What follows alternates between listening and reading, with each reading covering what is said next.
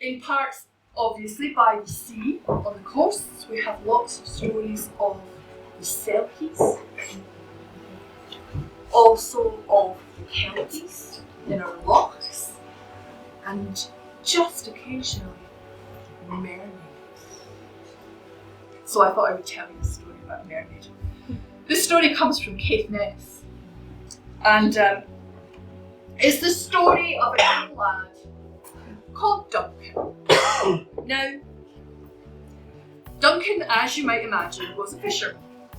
And he only owned a small boat. He didn't really go very far, but he knew where the shoals were, knew where the fishing would be good, or where it should be good. And he was quite happy with his life.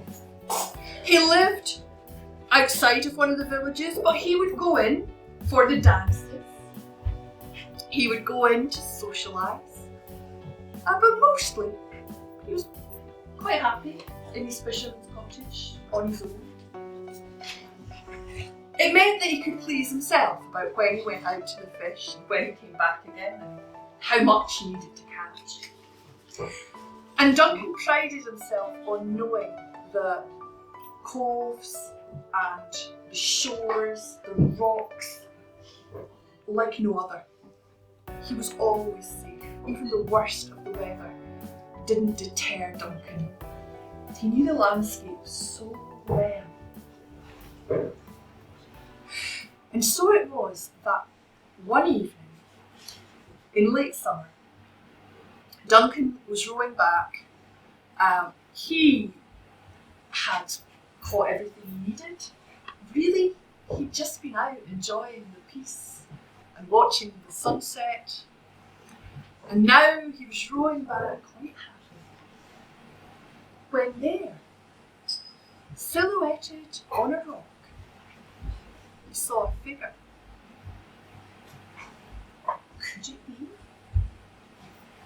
All those tales, all those stories, could they have been true? Could this be a mermaid? Well, now, if you have heard stories of the mermaid, you would know that any sensible young lad would turn his boat around and head in the opposite direction very fast.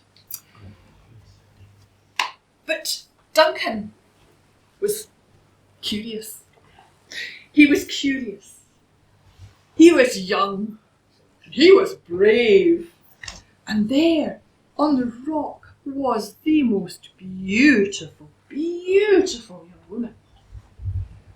Her long hair caught the last glimpses of the sun as it passed down on her eyes, and she combed it with what must have been a carved shell.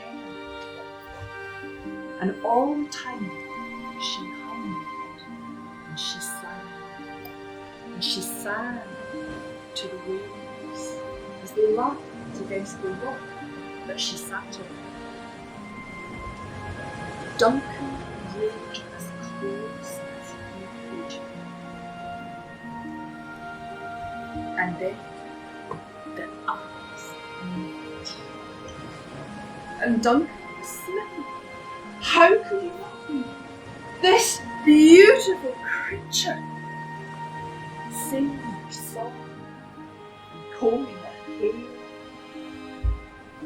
And it seemed as if she sang just for him. Well, that evening he sat and he listened from his boat, and no words were spoken. The following evening he looked for her, and there she was, on the rock.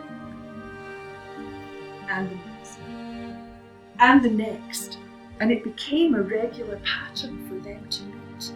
And he got closer and closer to the rock. Sometimes she would slip off the rock and she would swim around his boat. And the song she made followed the waves and wind. And Duncan just felt more and more in love. And then the mermaid began to give him gifts from the sea. jewels. Where had she gotten these? Well, he'd heard the stories of shipwrecks and lost treasure and smugglers and cliffs and coves, just like the next person. So when she gave him a beautiful sapphire, "Thank you," he said, "I'll keep it safe." A ruby, a pearl, a sea pearl, and all of them, he took her love tokens. "Thank you," he said, "I'll keep them safe." Duncan did keep them safe.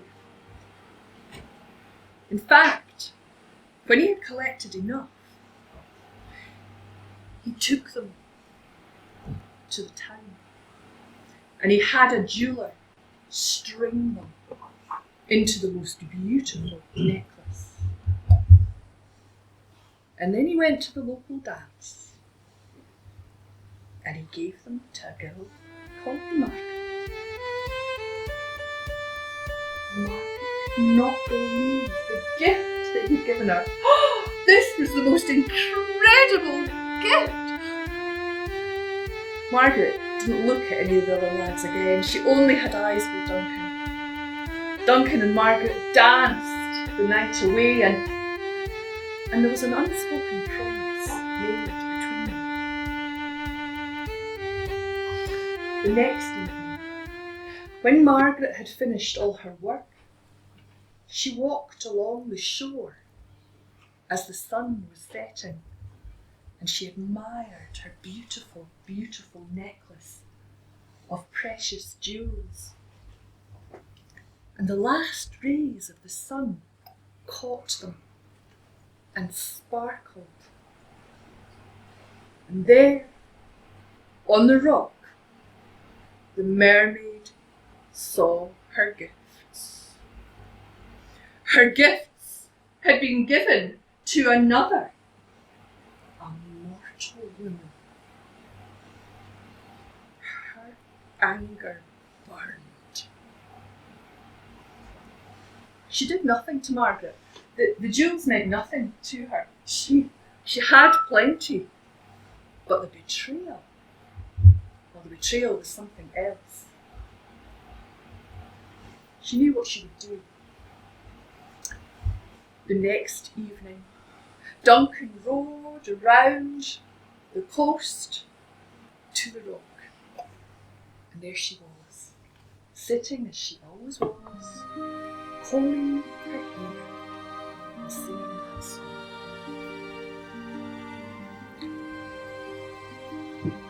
"Duncan, Duncan, come closer.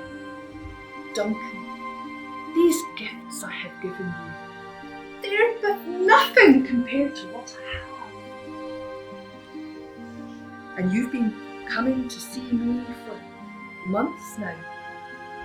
Let me show you what could be yours.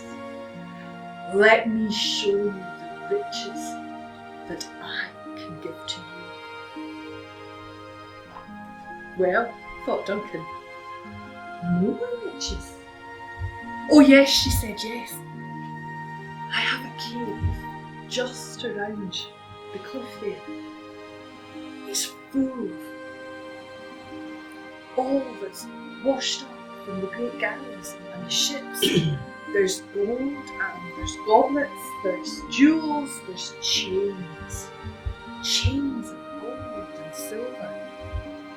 You can have it all, it's no use to me. Will you come, Duncan?" And she slipped soundlessly into the water, and Duncan followed.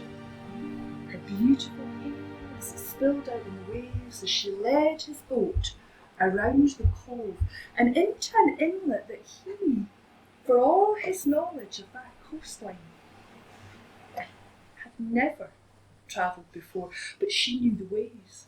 She knew the ways between the cliffs. She knew the ways to save his boat from harm. And then, sure enough, there it was, the cave and a shingly shore. And and she beckoned to him. As she slid into the cave, he pulled the boat up onto the shingle and made it safe.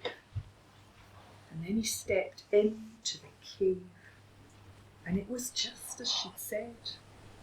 It was full of treasure and trophy, jewel,